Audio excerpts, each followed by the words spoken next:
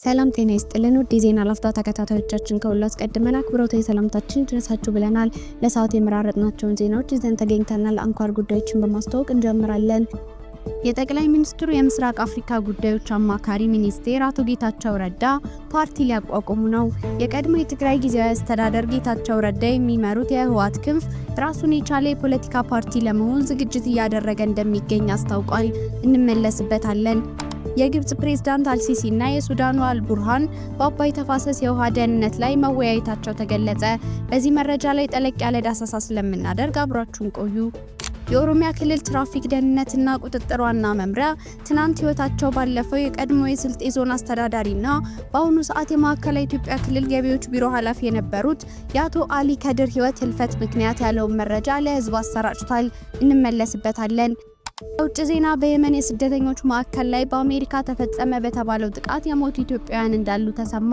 በዚህ መረጃ ላይና አዲሱ የካናዳ ጠቅላይ ሚኒስትር ካርኒ ትራምፕን አስመልክተው ያስተላለፉት መልእክት ስላለ በእነዚህ ሁለት መረጃዎች ላይ ጠለቅ ያለ ዳሰሳ ስለምናደርግ እስከ ጥንክራችን ፍጻሜ አብራችሁን ቆዩ በማለት ቻናላችን ላይክ፣ ሼር እና ሰብስክራይብ በማድረግ እንድትከታተሉን አክብሮታዊ ግብዣችን ነው። አሁን በቀጥታ ወደ ዝርዝሩ እንውሰዳችሁ። የጠቅላይ ሚኒስትሩ የምስራቅ አፍሪካ ጉዳዮች አማካሪ ሚኒስቴር አቶ ጌታቸው ረዳ ፓርቲ ሊያቋቁሙ ነው። የቀድሞ የትግራይ ጊዜያዊ አስተዳደር ጌታቸው ረዳ የሚመሩት የህወሓት ክንፍ ራሱን የቻለ የፖለቲካ ፓርቲ ለመሆን ዝግጅት እያደረገ እንደሚገኝ አስታውቋል።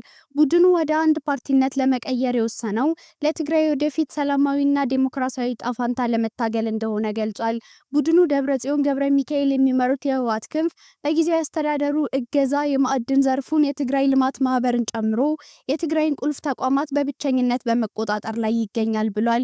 ሲቪል ማህበራት ድርጊቱን ለማስቆም በፍርድ ቤት ጭምር እንቅስቃሴ እንዲጀምሩ የጠየቀው ቡድኑ የደብረጽዮን ቡድን ቁልፍ ተቋማትን እንዲቆጣጠር ጊዜያዊ አስተዳደሩ ለቡድኑ ይሰጠዋል ያለውን ድጋፍ እንዲያቆምም ጠይቋል።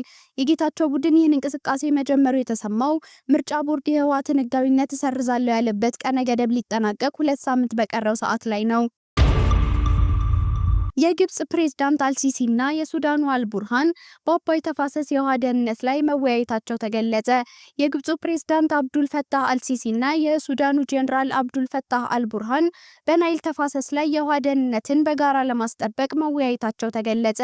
የሱዳኑ ፕሬዝዳንት ጄኔራል አልቡርሃን ሰኞ ዕለት በግብጽ ካይሮ ጉብኝት ባደረጉበት ወቅት ሁለቱ መሪዎች በተለያዩ ጉዳዮች ላይ መወያየታቸው የተገለጸ ሲሆን በአፍሪካ ቀንድ ጉዳዮች በተለይም በአባይ ተፋሰስ ዙሪያ መነጋገራቸውን የግብጽ ፕሬዝዳንት ጽህፈት ቤት አስታውቋል።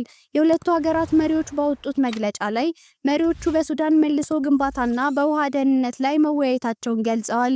የሁለቱ ሀገራት የውሃ ደህንነትን ለማስጠበቅ መነጋገራቸውን የገለጸው የግብጹ ፕሬዝዳንት ቃል አቀባይ መሪዎቹ በውይይታቸው ወቅት በብሉ ናይል ላይ የሚወሰደው የተናጠል እርምጃን ተቃውመዋል ብሏል። የሁለቱ ሀገራት መሪዎች በአባይ ተፋሰስ ላይ የሚገኙ ሀገራት ተጠቃሚ የሚሆኑበትን የዓለም አቀፍ ሕግን ለማስከበር እንደሚሰሩ መነጋገራቸው ተገልጿል። በሁለቱ ሀገራት መካከል ያለው የአመለካከት ውህደት በግብጽ እና በሱዳን ብሔራዊ ደህንነት መካከል ባለው ጥብቅ ትስስር የተደገፈ ነው ያለው የፕሬዝዳንቱ ጽህፈት ቤት በአባይ ተፋሰስ ላይ የሚኖር የውሃ ደህንነትን በጋራ ለማስጠበቅ መነጋገራቸውን ገልጿል። ግብጽ በህዳሴ ግድብ የውሃ ሙሊትና ከግድቡ በሚለቀቀው የውሃ መጠን ላይ ህጋዊና አስገዳጅ ሶስትዮሽ ስምምነት ካልተፈረመ ኢትዮጵያ የውሃ ሙሊቱን ማከናወን እንደሌለባት ስትወተውት ቆይታለች። ኢትዮጵያ በበኩሏ ሶስቱ ሀገራት በአባይ ወንዝ ላይ ባላቸው የውሃ ድርሻ ላይ መስማማት ከቻሉ ከህዳሴ ግድብ የሚለቀቀው የውሃ መጠን በተመለከተ አሳሪ ስምምነት ላይ መድረስ እንደሚቻል አቋሟን አስታውቃለች። ግድቡን በሚመለከት በአፍሪካ ህብረት አሸማጋይነት በተከታታይ ሲካሄድ የነበረው የሶስትዮሽ ድርድር ሳይሳካ ያለ ውጤት መበተኑ ይታወሳል። ግንባታው በዚህ ዓመት እንደሚጠናቀቅ የተነገረው ታላቁ የኢትዮጵያ ህዳሴ ግድብ በተወሰነ ደረጃ ኃይል እያመነጨ ሲሆን ግብጽ ግድቡ ከአባይ ወንዝ የምታገኘውን የውሃ መጠን ይቀንሳል የሚል ስጋቷን ስትገልጽ ቆይታለች። ኢትዮጵያ ግንባታውን ልታጠናቅቅ በተቃረበችው የታላቁ ህዳሴ ግድብ ዙሪያ ለዓመታት ተቃውሟን ስታሰማ የቆየችው ግብጽ ኢትዮጵያ እያሳየች ካለው በቀይ ባህር በኩል መተላለፊያ በር ከማግኘት በተቃራኒ አካባቢውን ሀገራት እያስተባበረች ነው። ባለፈው ሳምንት ግብጽ ከጅቡቲ ጋር የቀይ ባህርና የደን ባህረ ሰላጤ አስተዳደርና የጸጥታ ጉዳይ የውሃ አካላቱ የሚጎራበቱ ሀገራት ብቸኛ ኃላፊነት እንደሆነ ተስማምታለች። የሶማሊያ የውጭ ጉዳይ ሚኒስቴር አህመድ ሞአሊ ፊቂ ታህሳስ ወር ላይ ወደ ግብጽ በተጓዙበት ወቅት የግብጽ መንግስት ተመሳሳይ አቋም አንጸባርቋል። የግብጽ የውጭ ጉዳይ ሚኒስቴር ባድር አብደልባቲ ባደረጉት ንግግር ቀይ ባህርን ሊጠቀሙ የሚገባው ተጎራባች ሀገራት ብቻ እንደሆኑና ሌላ አካል ወደ ቀይ ባህር እንዲገባ ሊፈቀድለት እንደማይገባ ተናግረው ነበር። የመኪናው አንዱ የፊት ጎማ ከነከርቸሌው ወልቆበት ፊት ለፊት ይጓዝ ከነበረ ሲኖትራክ ጋር በመጋጨቱ ነው አደጋው የደረሰው። የኦሮሚያ ክልል ትራፊክ ደህንነትና ቁጥጥር ዋና መምሪያ የማዕከላዊ ኢትዮጵያ ክልል ገቢዎች ቢሮ ኃላፊ አቶ አሊ ከድር በኦሮሚያ ክልል ምስራቅ ሸዋ ዞን ሉሜ ወረዳ ከሞጆ ወደ ባቱ ይጓዙበት የነበረው ላንድ ክሩዘር ተሽከርካሪ ባጋጠመው አደጋ ምክንያት ህይወታቸው አልፏል። ቃላቸውን ለኢትዮጵያ ቴሌቪዥን የሰጡት የኦሮሚያ ክልል ትራፊክ ደህንነትና ቁጥጥር ዋና መምሪያ ኃላፊ ኮማንደር በላቸው ቲኪ በፈጣን መንገድ ከሞጆ ወደ ባቱ ይጓዝ የነበረ ላንድ ክሩዘር ተሽከርካሪ ከሲኖ ጋር በመጋጨቱ የአንድ ሰው ህይወት ወዲያው ሲያልፍ በሁለት ሰዎች ላይ ከባድ ጉዳት መድረሱን ገልጸዋል። አደጋው የደረሰው ከቀኑ 9 ሰዓት ከ20 ሲሆን ኮድ 375541 ኢቲ ላንድ ክሩዘር መኪና አንዱ የፊት ጎማ ከነከርቸሌው ወልቆበት ፊት ለፊት ይጓዝ ከነበረ ሲኖትራክ ጋር በመጋጨቱ ምክንያት መሆኑን ተናግረዋል። በወቅቱ ምንም አይነት ግጭት ሳይኖር የፊት ጎማ የወለቀበት ምክንያት እየተጣራ መሆኑን ለቴሌቪዥን ጣቢያው አመላክተዋል። በምክትል ጠቅላይ ሚኒስትር ማዕረግ የዲሞክራሲ ስርዓት ግንባታ ማስተባበሪያ ማዕከል ኃላፊና የብልጽግና ፓርቲ ምክትል ፕሬዝዳንት አቶ አደም ፋራ በአቶ አሊ ከድር ድንገተኛ ህልፈት የተሰማቸውን ሐዘን ገልጸው ዛሬ በጽህፈት ቤታቸው ከተካሄደው የአመራሮች ስብሰባ ወደ ስራ ሲመለሱ አደጋው እንዳጋጠመ ጠቁመዋል። ወደ ውጭ ዜና ስናልፍ በየመን የስደተኞች ማዕከል ላይ በአሜሪካ ተፈጸመ በተባለው ጥቃት የሞቱ ኢትዮጵያውያን እንዳሉ ተሰማ። አሜሪካ በሁቲ ኃይሎች ቁጥጥር ስር ባለው የሰሜን ምዕራብ የመን ክፍል ውስጥ ኢትዮጵያውያንን ጨምሮ በርካታ አፍሪካውያን ስደተኞች ተይዘው በሚገኙበት ማዕከል ላይ በፈጸመችው የአየር ጥቃት ቢያንስ 68 ሰዎች መገደላቸውን የታጣቂ ቡድን የቴሌቪዥን ጣቢያ ዘገበ። በርካታ ኢትዮጵያውያን ስደተኞች በሚኖሩባት የመን ዛሬ ሰኞ ማለዳ በተፈጸመው ጥቃት ቆስለው በአደጋ ጊዜ ሰራተኞች ከቦታቸው ከወጡ ሰዎች መካከል ቢያንስ አንድ ኢትዮጵያዊ እንዳለ እየተገለጸ ነው። አልማሲራ የተባለው የሁቲ የቴሌቪዥን ጣቢያ እንዳለው ሰዓዳ ግዛት ውስጥ በሚገኘው ማዕከል ላይ በተፈጸመ ጥቃት ከሞቱት በተጨማሪ አብዛኞቹ ከባድ ጉዳት እንደደረሰባቸው 47 ሰዎች ቆስለዋል።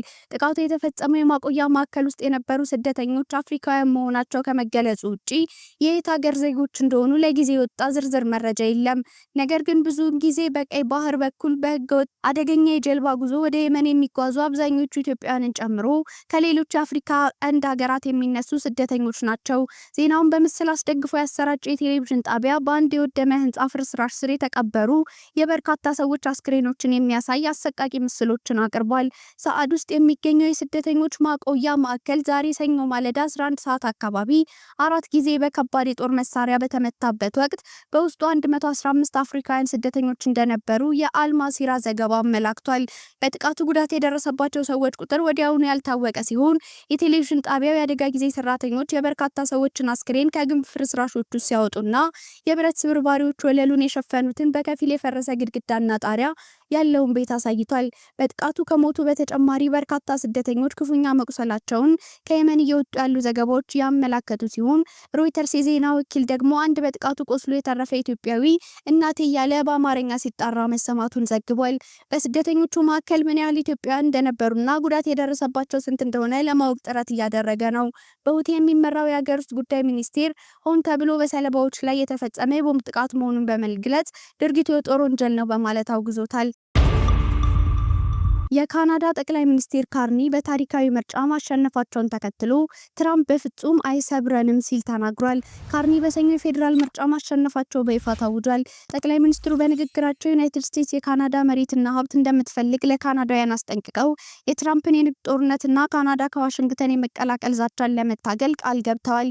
በዓለም ዙሪያ ያሉ መሪዎች የእንኳን ደስ አላችሁ መልእክት እየጎረፈላቸው ሲሆን የአውሮፓ አጋሮቻቸው ደግሞ ለዲሞክራሲ እሴቶች ያላቸውን ቁርጠኝነትና ዓለም አቀፋዊ ስርዓትን በማጉላት ላይ ይገኛሉ። የካናዳ የወግ አጥባቂው ፓርቲ መሪ ፒየር ፓይሊቭ ሽንፈታቸውን አምነዋል። ትራምፕን ለመቃወም ከካርኒና ከሌሎች ፓርቲዎች ጋር በጋራ ለመስራት ቃል ገብተዋል። ለቀድሞ የካናዳ ጠቅላይ ሚኒስትር ጀስቲን ትሩዶ የኢኮኖሚ አማካሪ ሆነው ማገልገል የቻሉ ሲሆን በተባበሩት መንግስታት ድርጅት ዋና ኃላፊ አንቶኒዮ ጉተሬዝ የአየር ንብረት እርምጃና ፋይናንስ ልዩ መልእክተኛ ሆነው መሾማቸው ይታወሳል። የሊበራል ፓርቲ መሪ ለመሆን ፉክክሩን ካሸነፉ ከቀናት በኋላ የቀድሞ የካናዳ ጠቅላይ ሚኒስትር ጀስቲን ትሩዶን ተክተዋል።